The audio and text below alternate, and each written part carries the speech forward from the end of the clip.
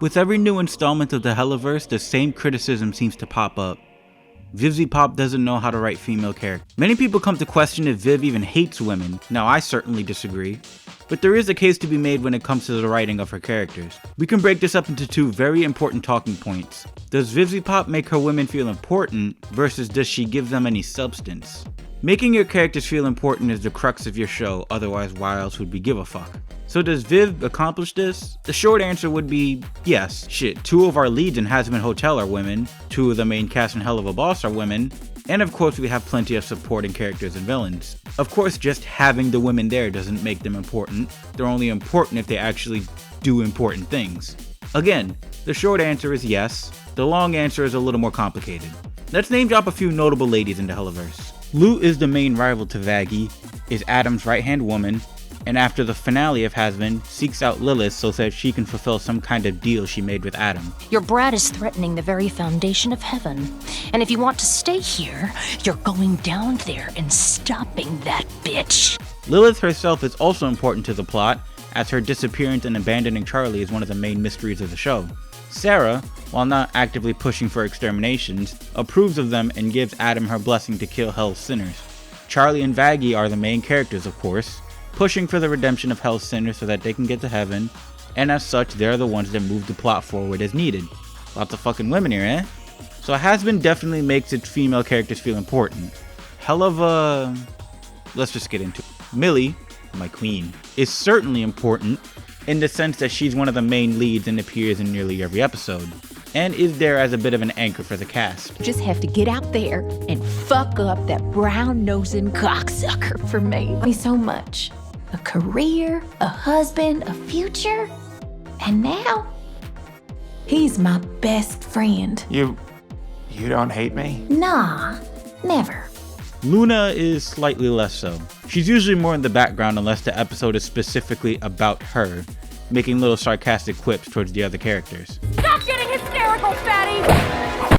Octavia, as far as we've seen, has only really felt important in her relationship with her dad, and not so much independently. Are you gonna run off with him? And leave me behind? Go away where I can't find you? What? No. And Stella... On the real, Stella is more of a plot device than a character. She puts a hit out on Stolas for cheating on her with an imp, and really, who can blame her? Even in her brother's plan to take everything Stolas has, she contributes literally nothing. He does all of the planning. You propose we do! He won't leave me anything willingly. He hates me almost as much as I hate him! So that hit that she called is really the only thing she does in service to the plot. When it comes to Hazbin Hotel, it's clear that the female characters feel more important to the show than the ones in Helluva Boss. But being important to the plot and engaging is only half the battle. Do these female characters have any substance to them? Are they engaging in ways beyond how they serve the plot? Going back to Hazbin Hotel, we have Charlie's bright and bubbly personality be a contrast to the more cynical characters around her, along with her ideals challenged time and again by the idea that, despite her lofty ambitions, there are those who are just plain not willing to listen. Mistakes. Angels don't make mistakes. You really think that? I know that. The journey of Charlie finding the confidence in herself to fight for what she believes in without giving up her idealism is certainly engaging, and that's what makes her an interesting character. Vaggie is the same, being a fallen angel who wants to redeem herself for all the murder she's caused, which is why she's so supportive of Charlie's dream.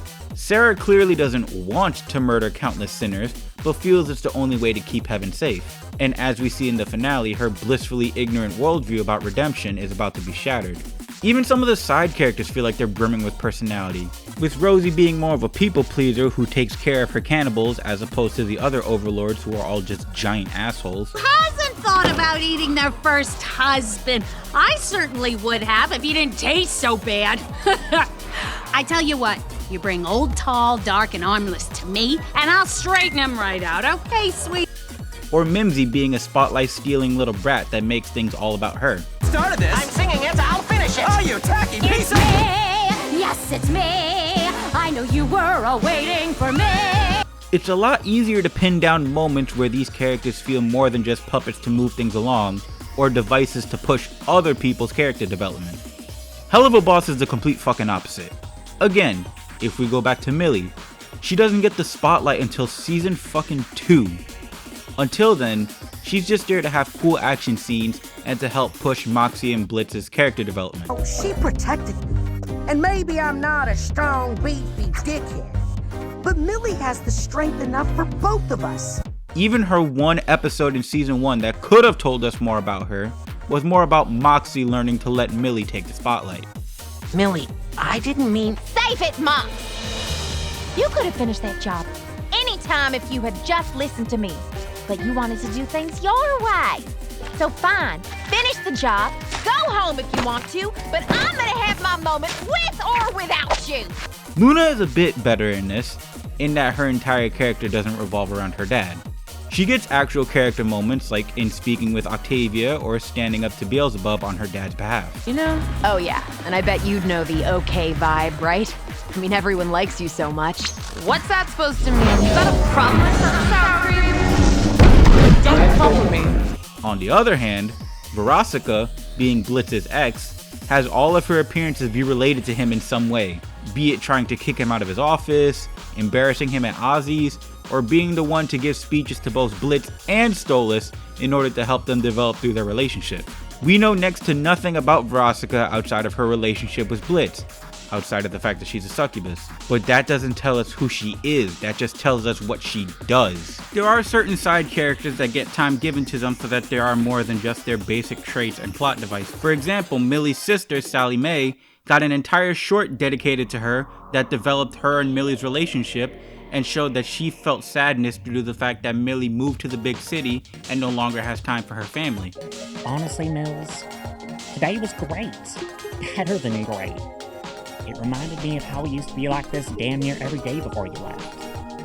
I hate to think that it'll be even longer before we see each other again.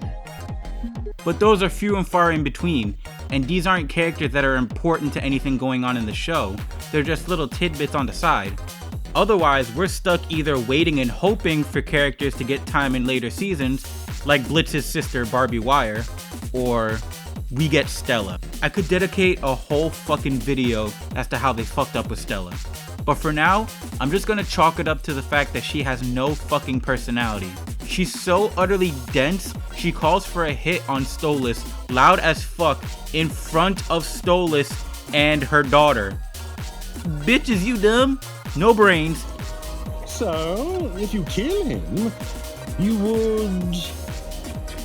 Laugh?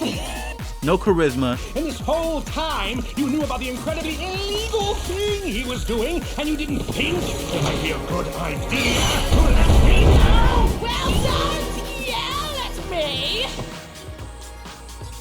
Now you fucking know! No death.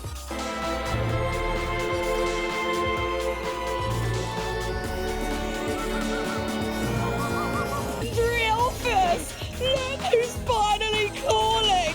Oh, took him this long? That's hilarious. He thinks he's going to talk to his daughter. Hilarious! No sauce. Exists solely so that Stolas and the audience doesn't have to feel bad about the fact that he's cheating on his wife with an imp. It's like she was specifically engineered for you to hate her, but she's not even hateable in an entertaining way like Valentino or Adam. Those guys have fun personality and depth to their characters beyond just being a dickhead. She's frustrating to hate. There's no entertainment. There's just exhaust. Looking at all the evidence, this all just comes down to a weird case of skewed priorities. Hazbin Hotel clearly has the more important, more developed female character, while Helluva Boss focuses clearly more on the men. Again, this doesn't mean VivziePop hates women or anything. That's a stupid claim to make. It just seems like she has an issue balancing things out across both of her shows. I am the mastermind, and here I am the law. I rule the endless dark since long before the golden angels fall. So you see, next to me, your master plans all look so small. Little shit. But just you know you can call me crazy.